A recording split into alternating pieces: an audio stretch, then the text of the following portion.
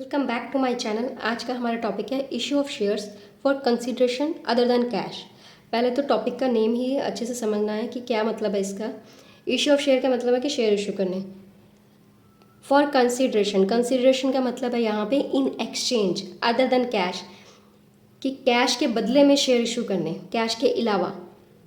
तो इसके दो कंडीशंस आती हैं। When an asset is purchased, जब कोई एसेट परचेज की जाती है कंपनी के द्वारा, या फिर सेकंड केस है when a running business is purchase, कोई चलता चलाया बिजनेस परचेज किया है कंपनी ने। ये है लास्ट वीडियो को जब हमारा फोर्थ वाली टाइप थी ना कि शेयर इशू करने टू वेंडर, ये वो वाला टॉपिक है, तो इसको ध्यान से समझना है डिटेल में।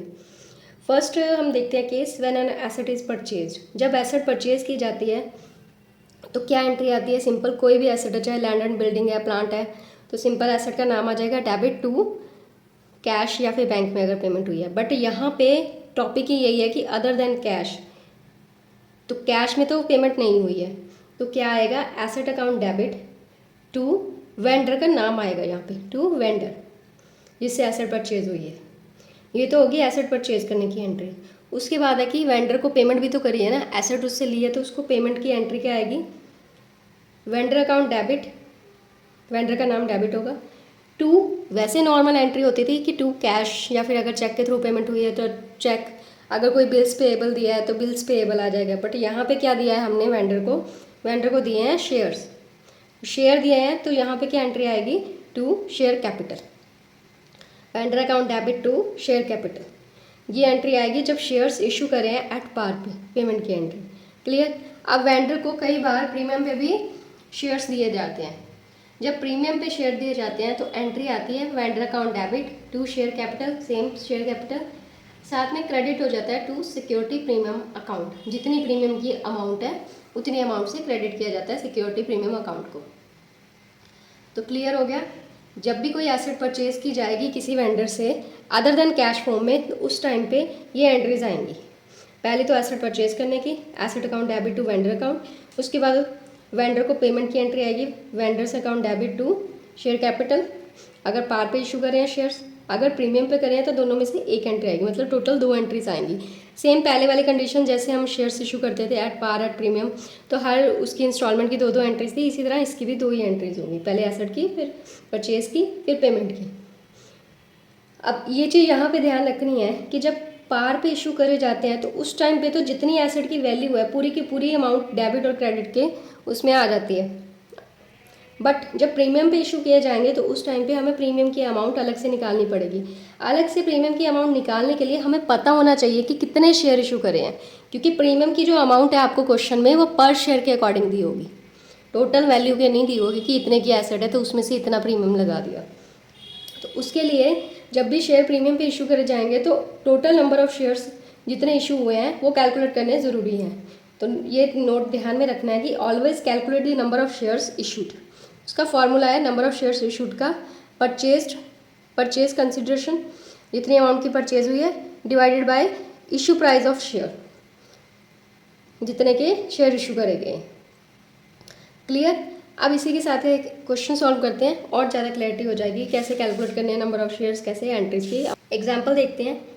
X limited purchase the assets, यहाँ गलती से बिजनेस लिख दिया था, एसेट्स आएगा। एक्स लिमिटेड ने एसेट्स परचेज करी हैं from Ram bros for rupees 1,80,000। 1,80,000 की राम ब्रोज से एसेट परचेज करी हैं, payable in fully paid equity shares of rupees 100 each. ठीक है, 100 रुपीज़ का एक शेयर है, 1,80,000 के एसेट्स परचेज हुई हैं। दो कंडीशन दी हैं कि जब शेयर एट पार इशू करें हैं, और सेकंड है कि प्रीमियम पे करें हैं। प्रीमियम कितना है? 20% का प्रीमियम है। 20% का मतलब है 100 का शेयर है तो 20% का मतलब हो गया 20 रुपीज़ का। क्लियर?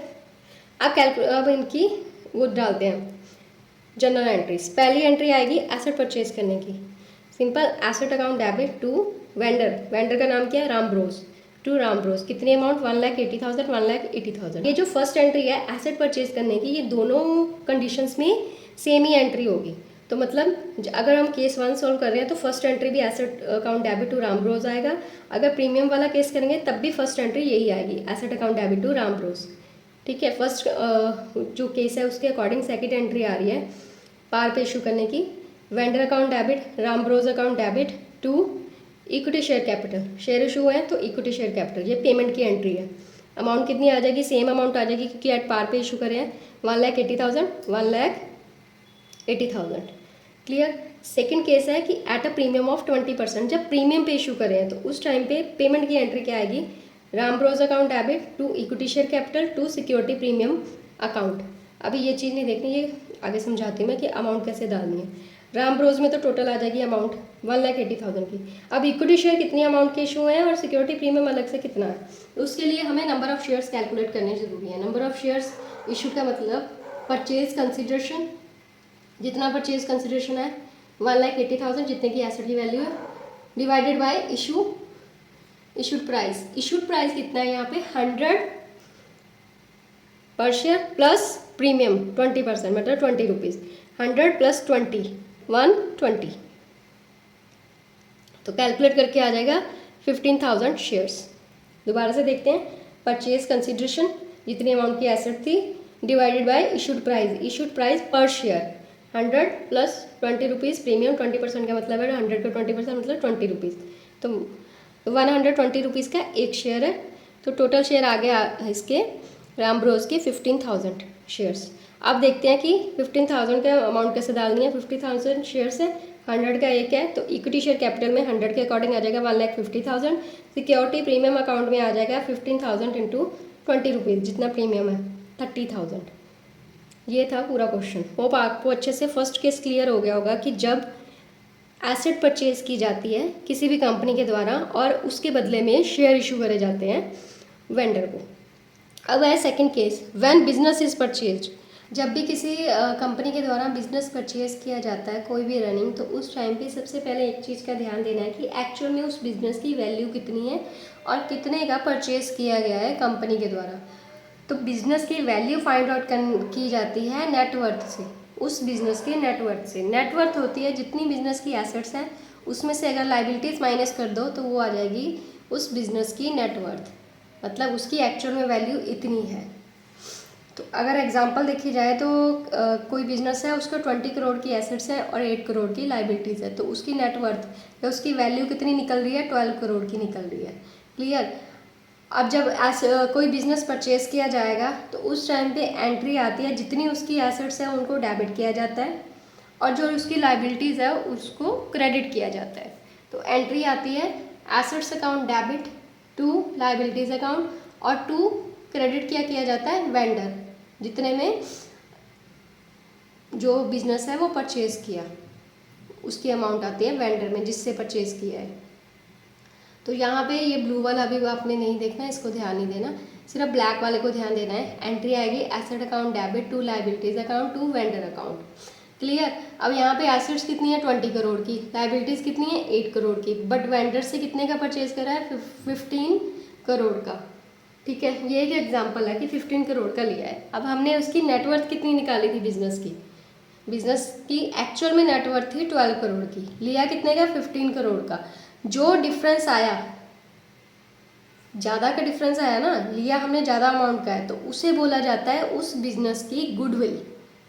जो उस बिजनेस की गुडविल है वो भी हमने साथ में परचेज की है। तो नेटवर्थ से एक्सेस या एक्स्ट्रा जितना पे किया जाता है उसे बोला जाता है गुडविल, और उसको हमेशा क्या किया जाता है, डेबिट किया जाता है। एंट्री तो वैसे हम याद कर लेंगे ऐसे कि अगर डेबिट का कम आया तो उसे गुडविल में कर दो, क्रेडिट का कम आया तो उसको देखना कि किस में करना है, बट पता होना चाहिए कि क्यों गुडविल को डेबिट किया जा रहा है। तो कितना बैलेंस आया 3 करोड़ का आया, वो आई गुडविल, बैलेंस इन फिगर, उसको डेबिट करना है। अब सेकंड केस आता है कि ये तो था कि गुडविल का कि debit come I.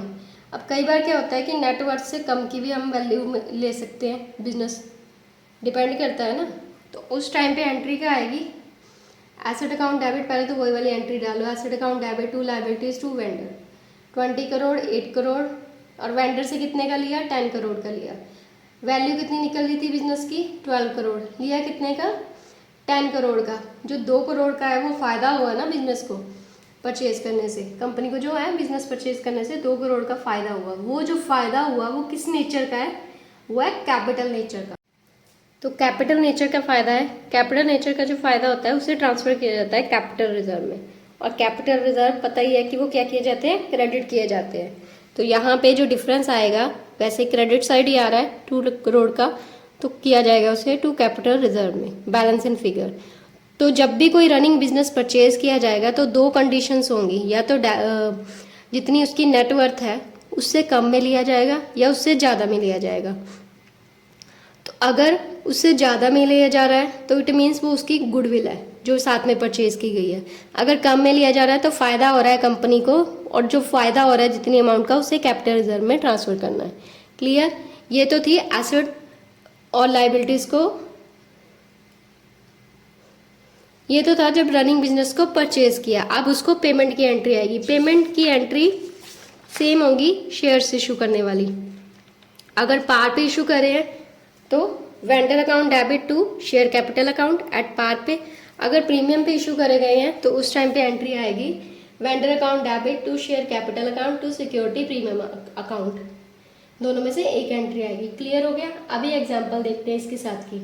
A company purchased a business, a company purchased a running business from Y Limited for rupees 1,50,000 payable as 1,20,000 in fully paid equity share and the balance in cash। Statement पहले ध्यान से समझो। Company ने Y limited से purchase किया है running business Y limited का 1.5 लाख में। ठीक है, पेमेंट कैसे हुई है? 1,20,000 के तो इक्विटी शेयर इशू कर दिए, और जो बैलेंस बचा 30,000 का उसको कैश में पेमेंट करी है।